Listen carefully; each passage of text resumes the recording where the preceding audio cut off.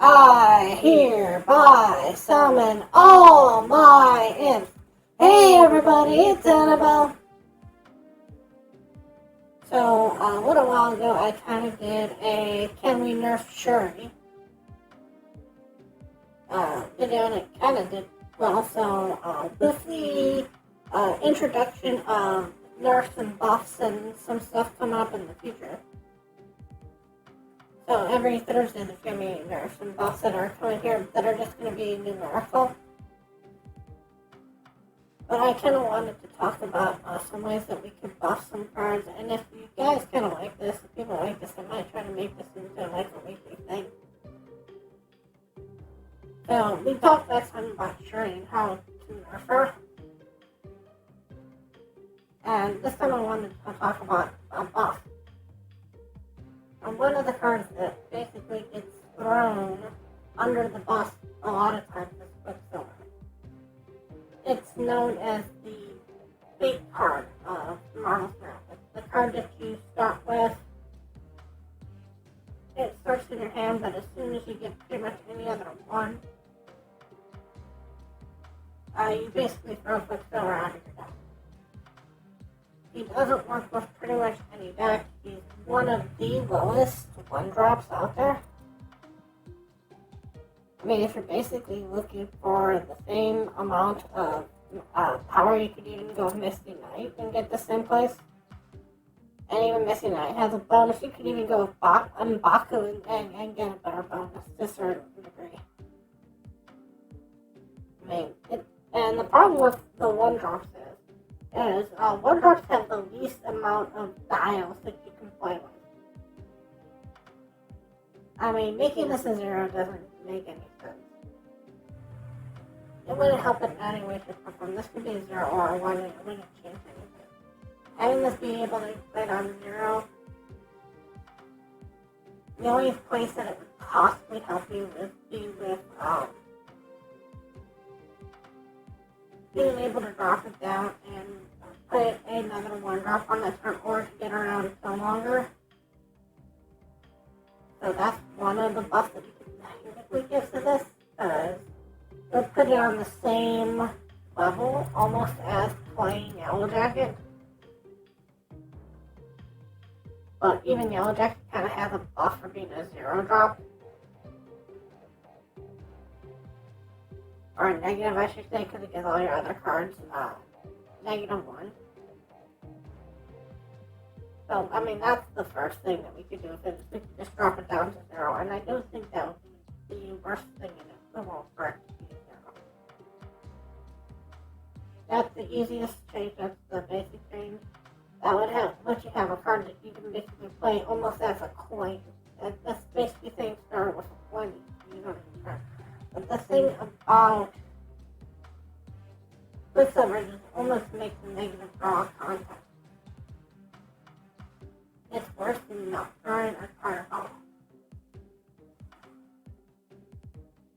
But if you're looking for combo pieces, combo pieces. And the problem that you run into is that you know that this isn't going to help you if you're trying to do combo pieces. But it's supposed to play on turn. So one of the other things that we can look into doing is giving it somewhere where it made sense playing this on turn. To add some sort of text where basically if you play this on turn 1, it did something. Maybe draw 2 drops. That could be kind of interesting, I'll reveal draw 2 if played on turn 1, or if there's one, if it is turn 1. That way, if it gets revealed down in the hand, and because it starts in your opening hand, you always have it in your opening hand. So you play this on 1, you draw your 2, you kind of get your flow going, you kind of get this nice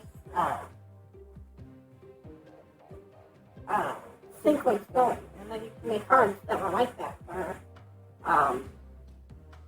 it could 2 drop, then if you play it on turn 2, you could draw 3 drops and have that as a nice sequence. The problem with that is that 1-2 is almost not enough power for that.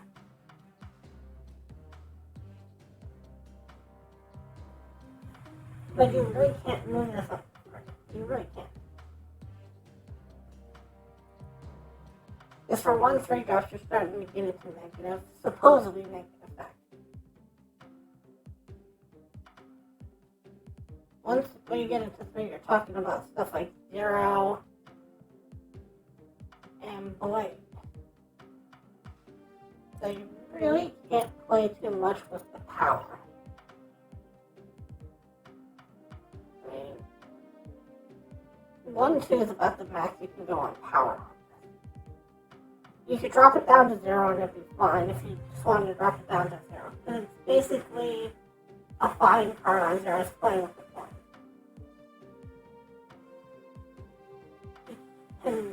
But if you wanted to really work out, you gotta get some reason to play it on 1.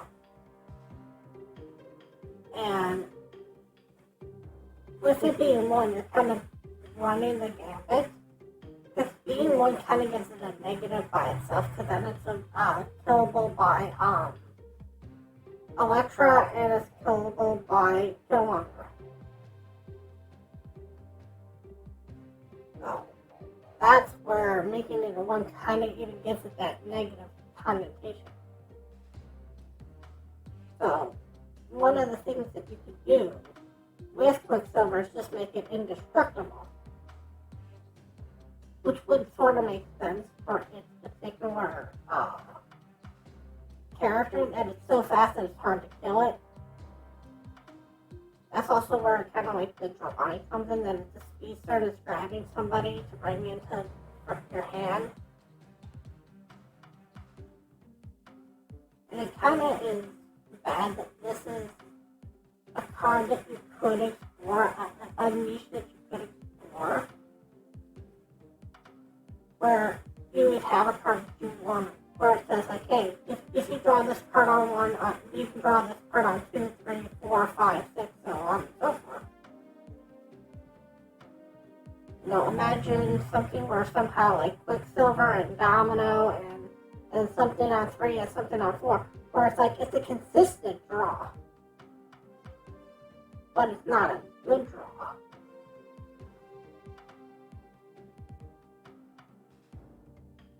That way you can always have something consistent with each individual power point.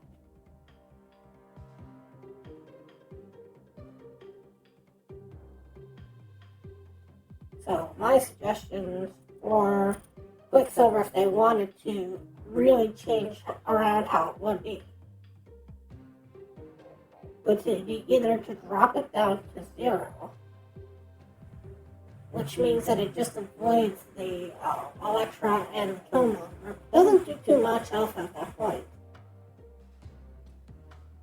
Make it indestructible, because as soon as you play this down, it's kind of put all of its power into the game. Or to make it so that it kind of drew you something or got you something. Either like draw you a 1-drop or draw you a 2-drop. But only if you play it turn 1. So make it so that, like, if it's turn 3 and you get it off like X-Mansion, it doesn't work. Or if you get it off Agent 13, it doesn't work. So that way you're really encouraged to play this on turn 1 because it starts in your hand. It draws you a card that, you have that card advantage. It basically becomes almost a weird version of American Chavez. But it's not drawing you something powerful. It's only drawing you maybe a 2-drop. So if you don't have any 2-drops, it doesn't do anything. Or maybe it draws you a 1-drop, so it's kind of like Hell's Kitchen on itself. So you draw this, and then you draw another 1-drop card, cost card. I'd like to see 2, so that way the flow feels better. So it goes 1, which draws you a 2. I don't know if that's too powerful to make it at this point. But of all the 1-drops that exist, it's one of the least played 1-drops. It falls into the category of almost never seen play. And if you see somebody put it down, you basically can almost snap And because you know that they don't know what they're doing or they have a bad deck or something. And I would really like it if it wasn't just thrown to the side as kind of like, oh yeah, it's supposed to show you how to like play the game and then like get rid of it because you learned the game and you learn what a bad one drop is. It should still have a place as a one drop. And I would like if every single card has some sort of place for it to fit. Anyways, thank you all so much for watching. And as always, remember,